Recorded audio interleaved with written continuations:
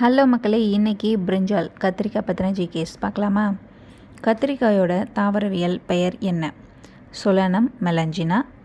கத்திரிக்காய் எந்த குடும்பத்தை சேர்ந்தது? சொலனேசி குடும்பத்தை சேர்ந்தது. கத்திரிக்காயின் பூர்வீகம் அதாவது தாய்நாடு எது? இந்தியா தான். நெக்ஸ்ட்டு, கத்திரிக்காயில் உள்ள குரோமோசோம்களின் எண்ணிக்கை எவ்வளவு? 2n = 24. தாவரவியல் படி கத்திரிக்காய் எந்த வகை பழமாக வகைப்படுத்தப்படுது? பெர்ரி. கத்திரிக்காய் எந்த வகையான ஒளிக்கால தேவை பயிர்? Photo period requirement.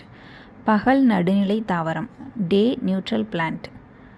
கத்திரிக்காய் செடியில் காணப்படும் பூவின் அமைப்பு என்ன? இருபால் மலர், அதாவது ஹெர்மாஃப்ரோடைட் ஃப்ளவர். கத்திரிக்காய் வளர்ச்சிக்கு ஏற்ற மண் கார அமில மதிப்பு pH என்ன?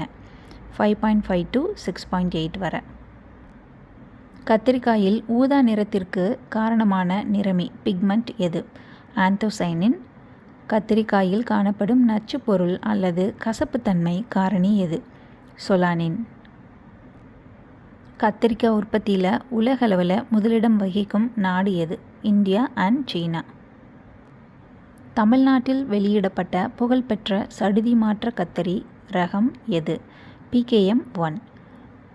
PLR 1 கத்தரி ரகத்தின் பழங்கள் எந்த நிறத்தில் இருக்கும்? ஊதா நிறத்தில் முட்டை வடிவத்தில் இருக்கும். கத்தரிக்காயில் சின்ன இலை நோய் லிட்டில் லீஃப் எதனால் ஏற்படுது? ஃபைட்டோபிளாஸ்மா ஆர் வைரஸ் கிருமின்னு சொல்லலாம்.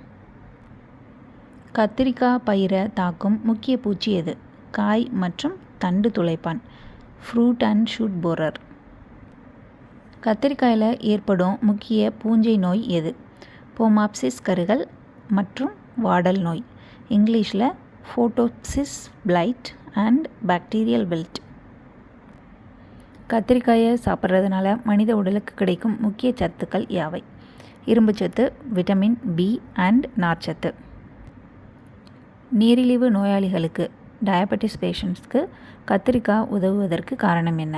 குறைந்த கலோரி மற்றும் அதிக நார்ச்சத்து இருக்கிறதுனால இரத்த சர்க்கரை அளவை கட்டுப்படுத்த உதவுது.